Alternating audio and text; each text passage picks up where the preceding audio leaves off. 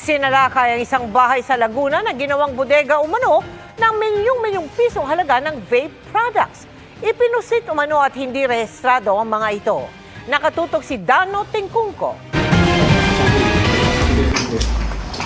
Halos 30 milyong pisong halaga ng vape products ang nasabat ng NBI at Department of Trade and Industry sa isang bahay na ginawang bodega sa Biñan, Laguna.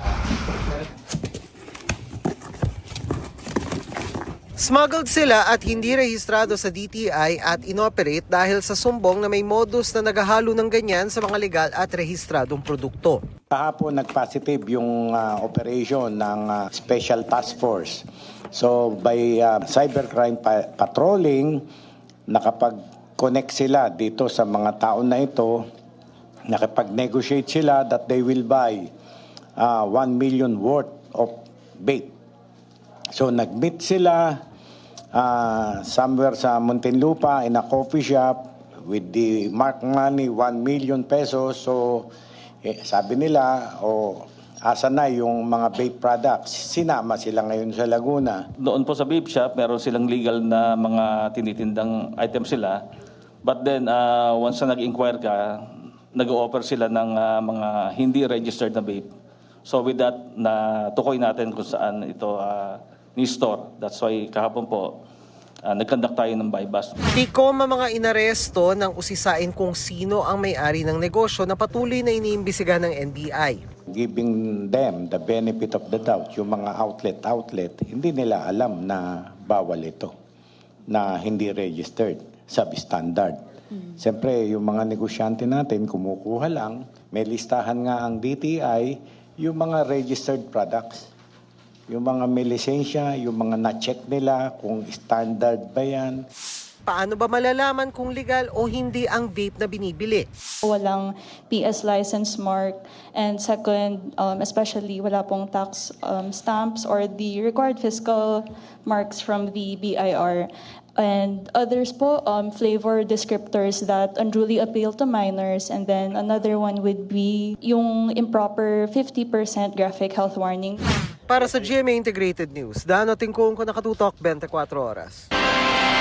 Umabot sa mahigit 4 na toneladang shabu ang nasamsam ng mga otoridad sa unang 6 na buwan ayon sa PDEA. Dagdag dyan ang halos 800 milyong pisong droga na nabisto sa loob ng balikbayan box mula sa Amerika. Nakatutok si Ivan Mayrina. Pinakahuli lamang ito sa halos magkakasunod at tangkang pagpupuslit ng malalaking halaga ng droga sa bansa. Tumambad kahapon sa inspeksyon sa 4 na balikbayan box sa Manila International Container Port sa Maynila ang 110 kilo ng kumpirmadong shabu na ikinubli sa mga pakete ng cereal, chichirya at instant noodles. Galing ang shipment na nagkakahalaga ng 749 million pesos sa California sa Amerika at naka-address sa Mandaluyong at Quezon City ang mga tatanggap. We are conducting our follow-up operations doon po sa mga consignees because most likely yung consignees iba yung pangalan. Although identified naman yung pangalan sa consignee, patuloy po yung ating mga follow-up operation. Sa datos ng Philippine Drug Enforcement Agency o PDEA, sa unang 6 na buwan ng taon, aabot na sa kabuang 4.3 tonelada ng shabu ang nasasabat ng ahensya na higit doble na ng 1.3 toneladang nasabat nung nakaraang taon.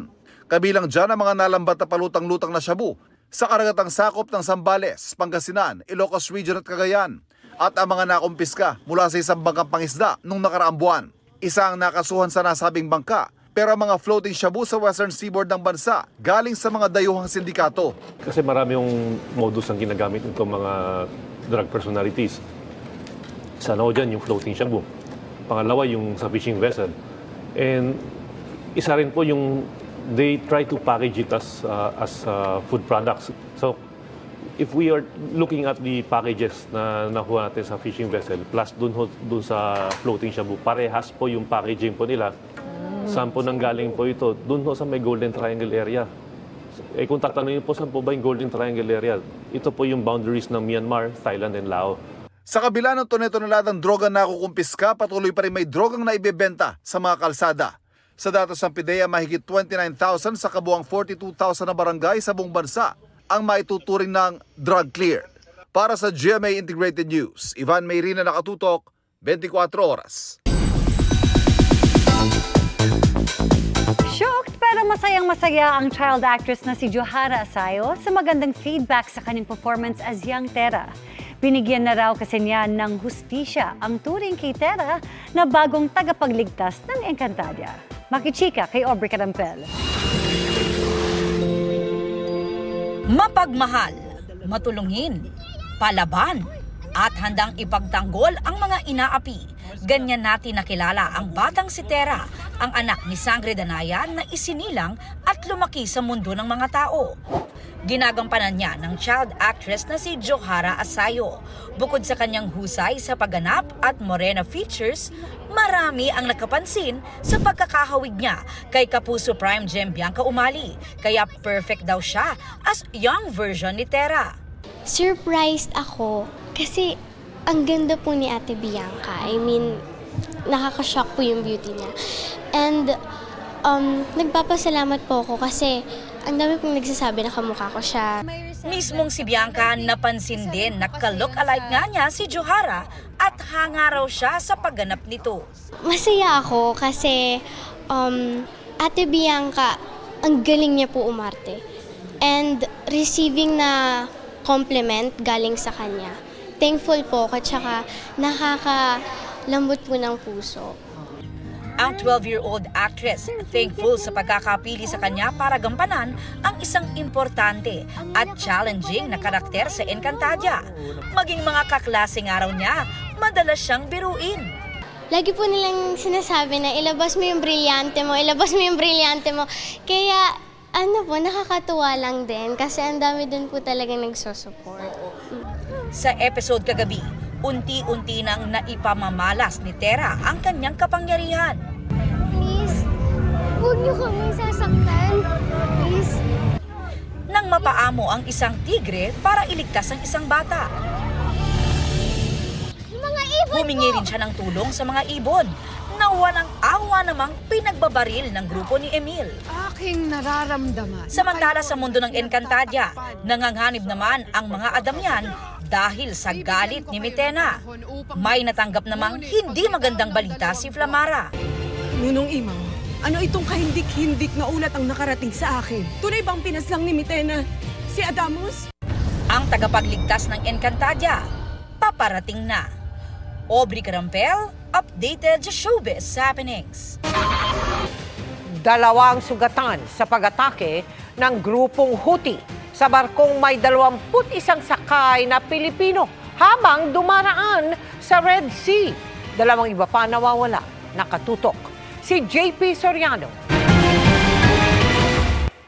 Dumaraan sa Red Sea, malapit sa Yemen, ang barkong Eternity Sea nang atakihin ng grupong Houthi na sinusuportahan ng Iran. Dalawa ang naiulat na nawawala at dalawa rin ang sugatan, bagamat di pa tinukoy ang nationality.